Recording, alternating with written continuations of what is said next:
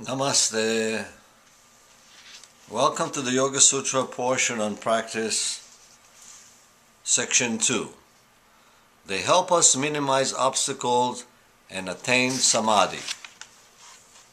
Here, Patanjali explained why Kriya Yoga should be practiced to minimize obstacles and to get into samadhi. He puts everything in very simple terms. But we should know and remember the vital importance of Kriya Yoga. Without it, we can never overcome the obstacles and reach samadhi. Mainly all we do in the name of Hatha Yoga, Japa Yoga, living in yoga institutes and ashrams is all part of our Kriya Yoga, our preparation for meditation and samadhi. 3. Ignorance, egoism, attachment, hatred, and clinging to bodily life after the 5 obstacles.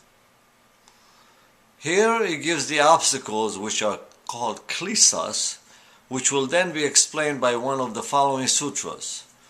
The order is also significant. Because of ignorance of the higher self, egoism comes. Because of egoism, there is attachment to things for the ego's selfish pleasure, because sometimes the things we are attached to do not come or are taken away. Hatred for those who got in our way comes in. And finally, because we are attached to things and afraid of death, there is clinging to life in the body. Portion on practice 4. Ignorance is the field for the others mentioned after it, whether they be dormant, feeble, intercepted, or sustained. In the translation we say that in a baby we see an example of the first category. Babies' obstacles are completely dormant. When you see a baby, you feel, quote, how innocent it is, unquote. That seems to be so, but as the baby matures, her inborn disposition will emerge. She will not remain innocent. Ignorance and the other obstacles dormant in her mind will come to the surface at the proper time. The mind of the advanced yoga practitioner is an example of the second type, the feeble or attenuated stage.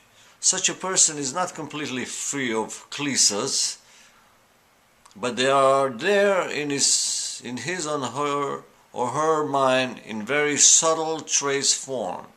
They have sunk to the bottom of the mental lake and out to disuse have become very weak.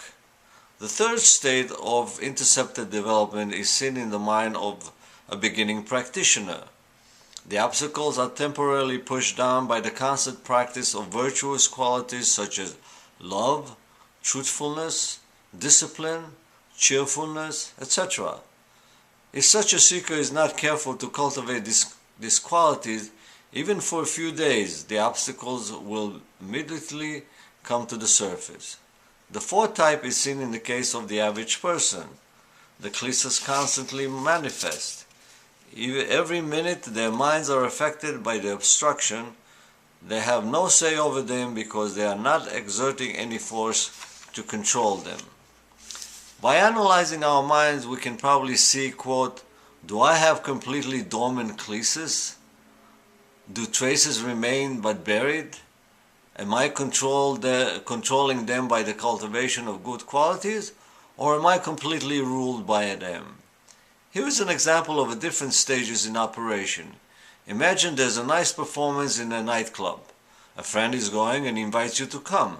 Let's say you feel drawn to go, but finally you decide, I have seen hundreds of shows like that. What can I gain by another one?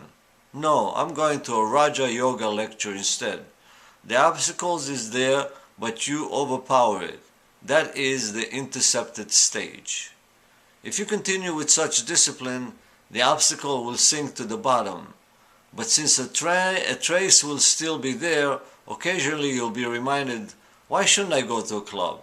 A gentle trace will arise which you can easily empower. No, I'm not going. It just comes up to my mind and remind you, I'm still here. that is the feeble stage. In the case of average people, the moment of a nightclub is thought of, both legs immediately go toward it and people simply follow. From there, they probably go to an adjoining bar and so on. In their case, the obstacles are sustained. Om Shanti Shanti Shanti.